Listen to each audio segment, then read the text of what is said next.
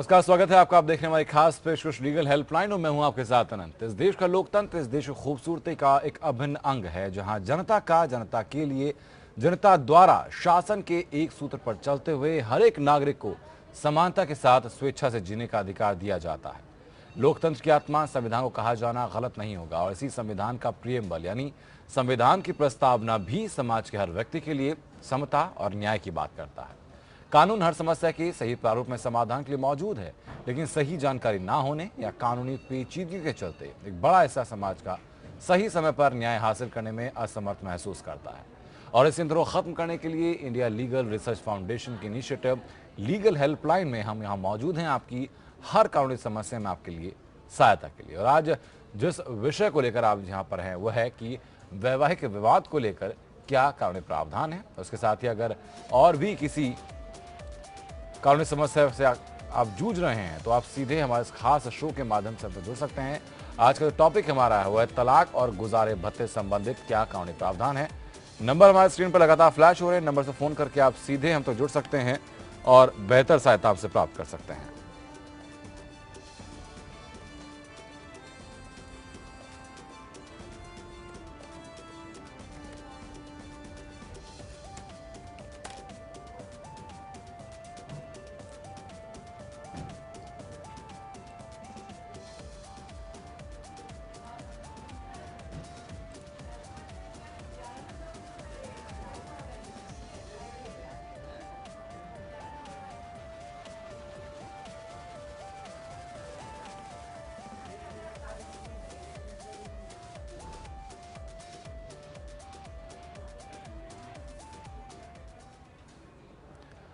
उस वक्त हमारे साथ नॉलेज स्टूडेंट मौजूद हैं सुप्रीम कोर्ट अधिवक्ता राजेश लाठीगारा। सर, बहुत स्वागत है आपका।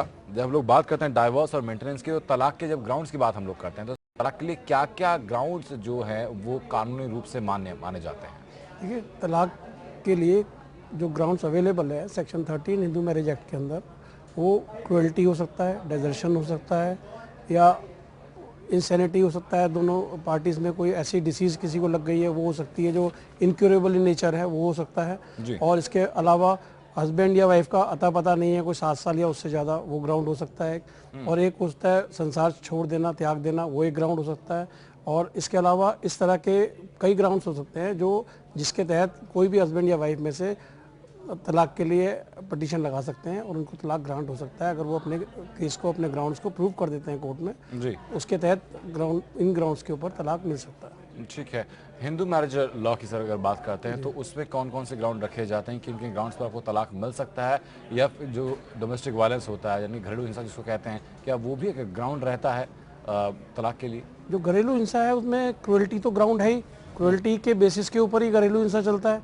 या कोई उसके जो लीगल राइट्स है वाइफ के वो नहीं देते हस्बैंड, तो उसके ऊपर डोमेस्टिक वायलेंस एक्ट के तहत एप्लीकेशन लगाई जाती है। लेकिन अगर हम बात करें तलाक की, तो तलाक ऑल टुगेदर डिफरेंट चीज़ है। उसमें जो ग्राउंड्स होते हैं, तलाक का कंसेप्ट डोमेस्टिक वायलेंस से कोई रिलेशन नहीं है उसका।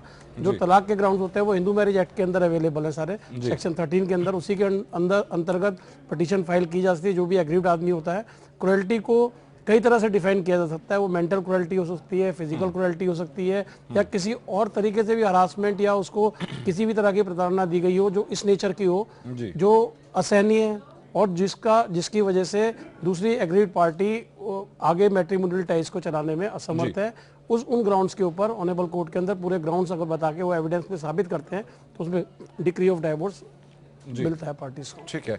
इनमें से फैमिली कोर्ट में कौन कौन से मैटर डील होते हैं? ये फैमिली कोर्ट का गठन हुआ था। जो भी मैट्रिमोनियल डिस्प्यूट्स होते हैं मैरिज होने के बाद पार्टीज के बीच में, तो हर तरह के मैटर्स को डील करने की पावर फैमिली कोर्ट्स को है। फैमिली कोर्ट एक्ट 1984 का है उसके अंतर्गत, जिसमें सेक्शन 7 है जिसके अंतर्गत बताए गए हैं कि कौन कौन से मैटर्स फैमिली कोर्ट डील कर सकती है। फैमिली कोर्ट कोई डिक्री ऑफ नलिटी दे सकती है, रेस्टिट्यूशन ऑफ कंजुगल राइट्स का दावा पड़ सकता है फैमिली कोर्ट के अंदर, आपका जुडिशियल सेपरेशन हो सकता है, डाइवोर्स हो सकता है, दोनों पार्टीज की जो मैरिज होती है पार्टीज, उन दोनों पार्टीज की कोई प्रॉपर्टी डिस्प्यूट है मैट्रिमोनियल के अंदर, वो डिसाइड हो सकते हैं, बच्चे की कस्टडी डिसाइड हो सकती है उसके अंदर आपके इस तरह के कई सारे मामले जो भी होते हैं वो डेक्लेरेटरी सूट भी इसमें फाइल हो सकते हैं, जो दोनों पार्टीज के बीच में जो मैरिजेस और मैट्रिमोनियल से रिलेटेड हैं उस तरह के इंजंक्शंस मिल सकती है पार्टी को, किसी अपने हस्बैंड या वाइफ को एक भी चाहता हो, तो इस तरह के कई सारी चीजें हैं जो डील कर सकती है, जिसमें प्रिंसिपल जज फैमिली कोर्ट का होता है। प्रिंसिपल जज हर डिस्ट्रिक्ट के लिए अलग अलग अपॉइंट होता है। एक फैमिली कोर्ट उसमें होती है जिसमें सिर्फ ये इसी तरह के मैटर डील किए जाते हैं, उसके अलावा दूसरी तरह के मैटर नहीं होते। ठीक है, अगर हम सर मेंटेनेंस की बात करते हैं, गुजारे भत्ते की बात करते हैं, तो एलमनी होती है और मेंटेनेंस होता है, इन दोनों में क्या डिफरेंस होता है, इन दोनों में क्या अंतर होता है? अगर हम बात करें एलमनी और मेंटेनेंस की, मतलब दोनों का सेम ही है। उनका 3 नेचर के हो सकते हैं जी। एक इसमें हो सकती है परमानेंट नेचर की एलिमनी या मेंटेनेंस हो सकती है, एक हो सकती है टेम्पररी एलिमनी हो सकती है, एक हो सकती है लमसम एलिमनी या मेंटेनेंस। अब इसमें लमसम में हो सकता है कि एक फिक्स अमाउंट कोर्ट ने तय कर दिया या पार्टीज ने तय कर लिया अपने लिए, तो वो एक फिक्स अमाउंट हो सकता है, वो एलिमनी के रूप में हो सकता है। परमानेंट जो होती है वो परमानेंट इन नेचर होती है, इंडेफिनेट पीरियड के लिए होती है, उसका कोई पीरियड नहीं होता, जो या तो फाइनल आउटकम के बाद होती है।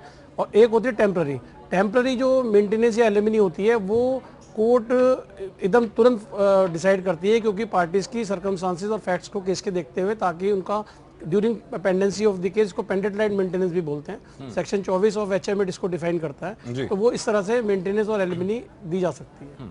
ठीक है, जो बच्चे की कस्टडी का जो अधिकार होता है उसमें क्या फैक्टर होते हैं जो कि डिसाइडिंग फैक्टर्स होते हैं? जी, इसमें देखिए जो अगर बच्चे की कस्टडी का मैटर्स होते हैं वो सेक्शन 26 है हिंदू मैरिज एक्ट का, वो डील कर सकता है अगर दोनों पार्टीज ऑलरेडी डिस्प्यूट में हैं, मैट्रिमोनियल डिस्प्यूट में है, और उनकी कोई किसी भी तरह का चाहे डाइवोर्स पिटीशन है, चाहे किसी भी तरह का डिस्प्यूट चल रहा है फैमिली कोर्ट के अंदर, तो सेक्शन 26 के अंदर वो एक एप्लीकेशन लगा सकते हैं। जो दूसरी पार्टी के पास अगर कस्टडी है बच्चे की, माइनर बच्चे की, तो उसके लिए वो लगा सकते हैं एप्लीकेशन, चाहे वो विजिटेशन राइट मांग सकते हैं, चाहे वो टेम्पररी कस्टडी मांग सकते हैं, परमानेंट कस्टडी मांग सकते हैं, उसके अंदर कोई for a fix period of time vacation है बच्चे की, उसके लिए कस्टडी मांग सकते हैं।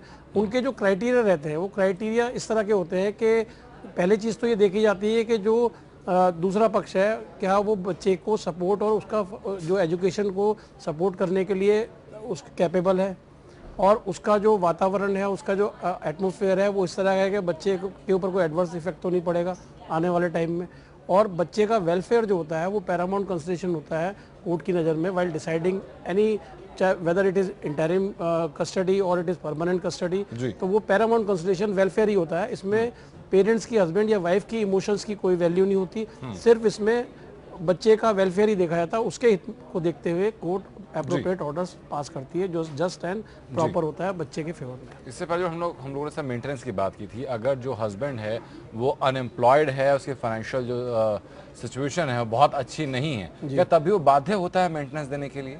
देखिए, इसके अंदर जो एक्ट है वो अलग अलग ये एक्चुअली क्या है, मेंटेनेंस एक लीगल राइट ना होके ज़्यादातर ये एक ह्यूमैनिटेरियन ग्राउंड्स के ऊपर ज़्यादा फिक्स कर रखता है, इसमें कोई फिक्स क्राइटेरिया नहीं है जी। जैसे एक जजमेंट था ऑनरेबल हाई कोर्ट दिल्ली का, जो कुसुम शर्मा वर्सेस महेंद्र कुमार शर्मा के अंदर बताया गया था, जिसके अंदर दोनों पार्टीज को जब वो लिटिगेशन में जाते हैं मैट्रिमोनियल, तो उनको एक एफिडेविट देना होता है जो 10 पार्ट में होता है जी। 10 पार्ट में दोनों पार्टीज को, चाहे वो हस्बैंड हो चाहे वाइफ हो, उनको अपनी पूरी डिटेल्स देनी होती है, जिसमें उनको अपना इनकम, एक्सपेंडिचर, लायबिलिटीज़, उनके क्या क्या फाइनेंशियल स्टेटस है, कितने डेबिट कार्ड है, कितने अकाउंट है, along with all supporting documents उनको कोर्ट में फाइल करने होते हैं। तो कोर्ट ये नज़र बना लेती है, क्योंकि हर कोई भी लिटिगेंट जाता है, हस्बैंड पहली बार कोर्ट को यही बोलता है जी मैं अनएम्प्लॉयड हूँ, मैं मेंटेनेंस नहीं दे सकता। तो इस प्रक्रिया के बाद दोनों के एफिडेविट आने के बाद कोर्ट को बहुत आसानी हो जाती है डिसाइड करने के अंदर, और अनएम्प्लॉयड जहाँ तक वो है तब भी उसको मिनिमम वेजेस एक्ट के हिसाब से उसको मेंटेनेंस फिक्स होता है। अगर वाइफ के पास कोई, वाइफ इनकैपेबल है और उसके पास कोई और सोर्स नहीं है, जहाँ पर उसका बच्चा भी है साथ में, तो वो रिस्पॉन्सिबिलिटी प्राइमरली हस्बैंड की ही रहती है। ठीक है, इस वक्त सर लखनऊ स्टूडियो से इलाहाबाद हाई कोर्ट के लखनऊ बेंच से डॉक्टर सत्येंद्र कुमार मिश्रा हम लोग जुड़ चुके हैं। सर स्वागत चर्चा के दौरान आपका। जो हम लोग अभी बात करते हैं कि सर अगर जो हस्बैंड है वो अनएम्प्लॉयड होता है तो उसको फिर क्या वो बाध्य होता है, तो ये बात सामने है कि हाँ भाई वो ह्यूमैनिटेरियन ग्राउंड पे वो बाध्य होता है, लेकिन ऐसी परिस्थितियों में वो फिर कैसे मेंटेनेंस देगा अगर वो खुद का भी गुजारा करने लायक नहीं है? नहीं, देखिए इसमें हेलो जी, हेलो सर आपकी आवाज हम तक देखिए, पहुंच रही है। अगर हस्बैंड जी, अगर हस्बैंड अनएम्प्लॉय है, हाँ बेरोजगार है, उसका सोर्स ऑफ कोई इनकम नहीं है, इसमें ऑनरेबल सुप्रीम कोर्ट का भी जजमेंट आया। अगर उसकी वाइफ जो है, अगर वो गवर्नमेंट जॉब कर रही है या कोई टेक्निकल एजुकेशन ली है, उसका सोर्स ऑफ इनकम है, तो वो गुजारा भत्ता के लिए टाइटल नहीं है। हाँ जी, वो चूंकि उसमें कई जजमेंट भी आए, सेवरा हाई कोर्ट के भी जजमेंट आए। हाँ, और उसमें कहा कि अगर वो गवर्नमेंट एम्प्लॉय है, टेक्निकल कोई एजुकेशन सोर्स ऑफ इनकम उसका है, अगर हस्बैंड का कोई इनकम नहीं है, तो फिर वो जो है इंटाइटल नहीं है गुजारा भत्ते के लिए। जी ठीक है। इस वक्त सर छत्तीसगढ़ से उसको देंगे जी, इस वक्त छत्तीसगढ़ से जीत हमारे दर्शक हम जुड़ चुके हैं। जीत, अपनी बात आप रखें, कैसे आपकी सहायता हम लोग कर सकते हैं? जी सर, मैं बात रखना चाहता हूँ सर। बहुत दिनों से मैं नंबर लगा रहा था सर, मेरा लग ही नहीं रहा था। जी, अपनी बात रखें आप। जी सर, मेरा एक एक्सीडेंट हो गया था सर 2010 में, तो उसका केस जो है अभी तक चल रहा है सर, ये सेशन कोर्ट में चल रहा है सर। तो इसका सॉल्यूशन कुछ निकल नहीं रहा है सर, इसी के बारे में पूछना चाह रहा था। जी जी, तो उस बारे में बेहतर होगा कि आपका जो केस चल रहा है अभी तक, उससे संबंधित कागजात पहले आप हम तक भेज दीजिएगा। उन कागजात को देखने के बाद हम लोग बेहतर स्थिति में होंगे कि कोई भी बेहतर कानूनी सहायता, कानूनी सुझाव आपको इस संबंध में दे पाएं। हमारा जो एड्रेस है और हमारा ईमेल एड्रेस है और हमारा जो ऑफिस का जो एड्रेस है, वो तीनों चीज़ें फ्लैश हो रही हैं हमारी स्क्रीन पर। उनमें से आप किसी भी माध्यम से हम तक डॉक्यूमेंट भेज सकते हैं और जैसे डॉक्यूमेंट हमें मिलेंगे, हमारी टीम की तरफ से आपको बेहतर और निःशुल्क सुझाव जरूर दिया जाएगा। बहुत बहुत शुक्रिया आपका हम तक जुड़ने के लिए। राजेश, मैं जानना चाहूंगा आपसे कि जुडिशियल सेपरेशन और डाइवोर्स, ये दो जो टर्म्स हैं, इन दोनों में फर्क क्या है? जी, जुडिशियल सेपरेशन जो होता है वो जब होता है जिसके अंदर पार्टी जो है बिना किसी भी वजह से, जो 13(1) के अंदर जो ग्राउंड्स अवेलेबल है उसकी वजह से वो सेपरेट रह रही है, और सेपरेट रहते हुए उसको एक अरसा हो गया, 2 साल या 2 साल से अधिक का अरसा हो गया है, और वो साथ में नहीं रह पा रहे हैं, लेकिन दूसरी पार्टी डाइवोर्स भी नहीं चाहती। अब वो उनको हस्बैंड वाइफ का एक स्टेटस उनका मेंटेन रहेगा, लेकिन जो उनका कोहैबिटेशन है, जो साथ में रहने के बाद जो कोहैबिटेशन होता है, कंजुगल रिलेशंस वगैरह होते हैं, वो खत्म हो जाते हैं। तो एक पार्टी अप्रोच कर सकती है ऑनरेबल कोर्ट को, ऑनरेबल कोर्ट परिस्थितियों को देखते हुए जुडिशियल सेपरेशन की डिक्री पास कर सकती है, और वो अप्रोप्रिएट टाइम के बाद कभी पार्टीज की अपनी सर्कमस्टांसेस चेंज होते हैं तो वो एक एप्लीकेशन लगा के उस डिक्री को रद्द भी करवा सकते हैं बाद में उसी कोर्ट से। तो वो इस तरह के प्रोविजंस रहते हैं। और जहाँ तक डाइवोर्स की बात है, डाइवोर्स में डिक्री ऑफ डाइवोर्स होता है, उसके बाद मैरिज खत्म हो जाती है, चाहे वो म्यूचुअल कंसेंट से हो, चाहे किसी भी ग्राउंड से जो सेक्शन 13 HA में अवेलेबल हैं उन ग्राउंड्स के ऊपर, वो हमेशा के लिए खत्म हो जाती है डिक्री ऑफ डाइवोर्स जब इशू होता है, पार्टीज को ग्रांट होता है।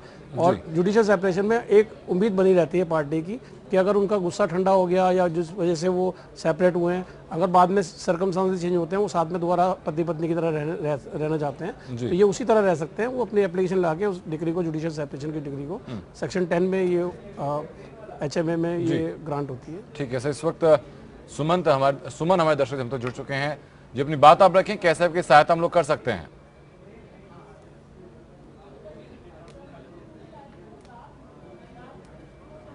सुमन, आप तक आवाज पहुंच रही है हमारी?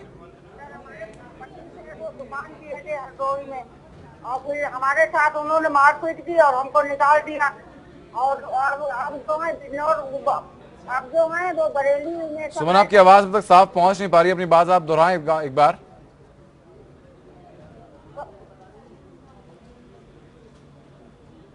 चलिए, आपका नंबर सुमन हम तक पहुंच चुका है।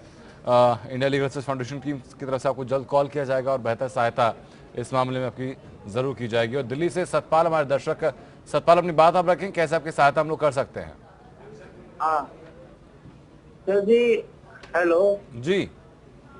सर जी, अगर वाइफ शक करती है 10-12 साल से शक की बिना पे उसने पूरे समाज में बदनामी करी है, ठीक है, उसके मेल पर मैंने उसके खिलाफ केस दायर किया है डिवोर्स का जी। और हम एक ही छत के नीचे रह रहे हैं, 2.5-3 साल से हमारे बीच कोई रिलेशन नहीं है, कोई ना उसका कोई मैं से यूज ले रहा ना अपना काम खुद सारी चीज कर रहा हूँ, मेरे को डिवोर्स मिल सकता है ऐसी उसमें। सत्येंद्र जी, इस बारे में आपकी सलाह मैं चाहूंगा कि आप सलाह देना चाहेंगे सतपाल को।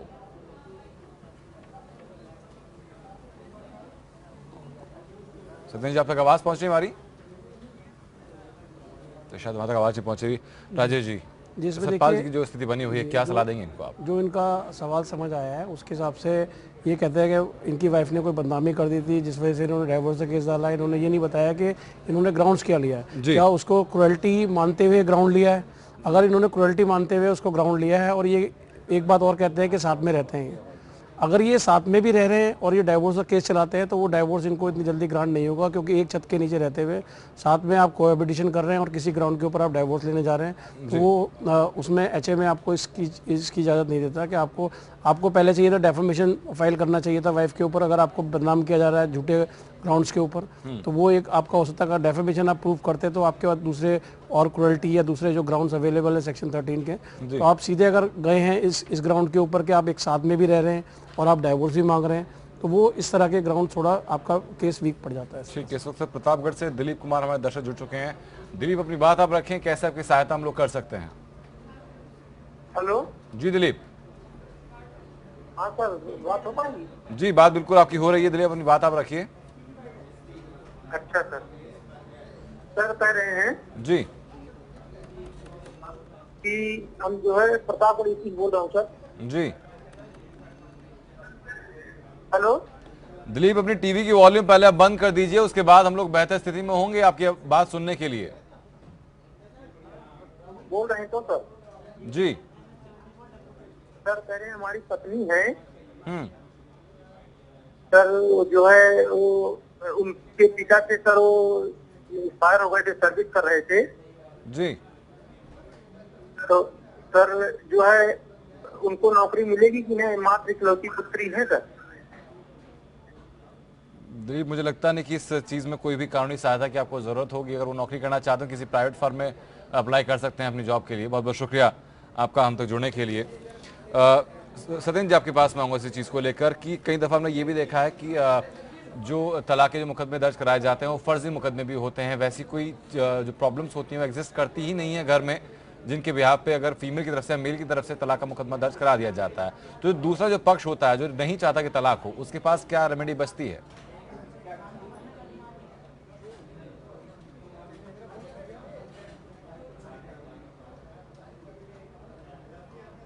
साहब तक आवाज पहुंच रही है मेरी?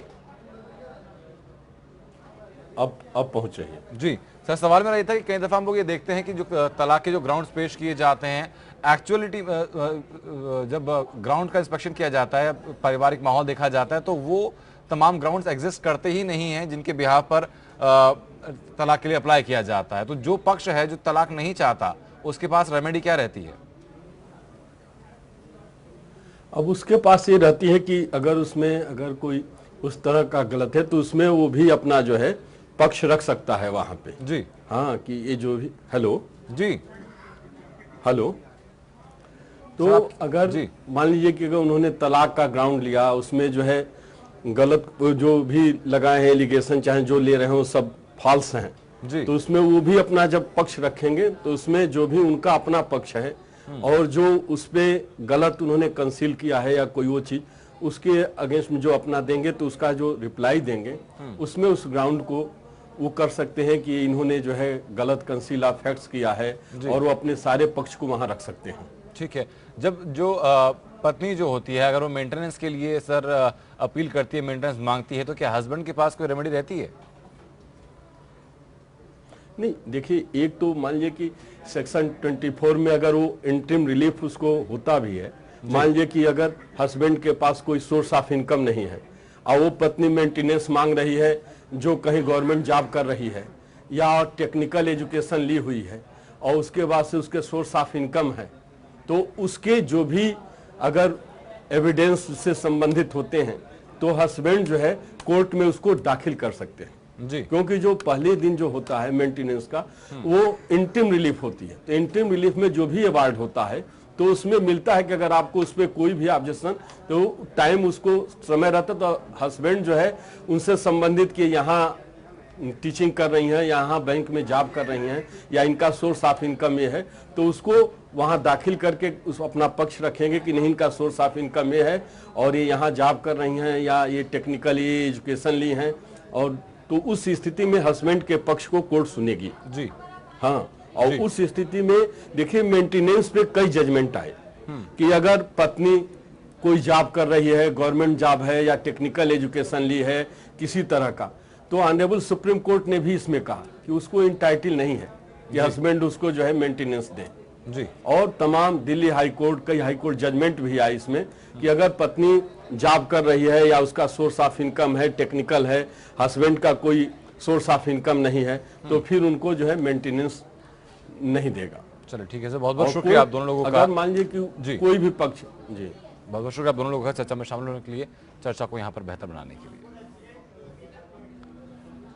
India legal service foundation initiative legal helpline का एकमात्र उद्देश्य यही है कि समाज के हर वर्ग के हर व्यक्ति को समान रूप से सही वक्त पर बेहतर न्याय मिले। उस बारे में अगर कहीं भी कोई भी दिक्कत आपके सामने आती है तो आपकी हर कानूनी समस्या में बेहतर कानूनी सहायता के लिए हम लोग यहाँ मौजूद हैं। नमस्कार।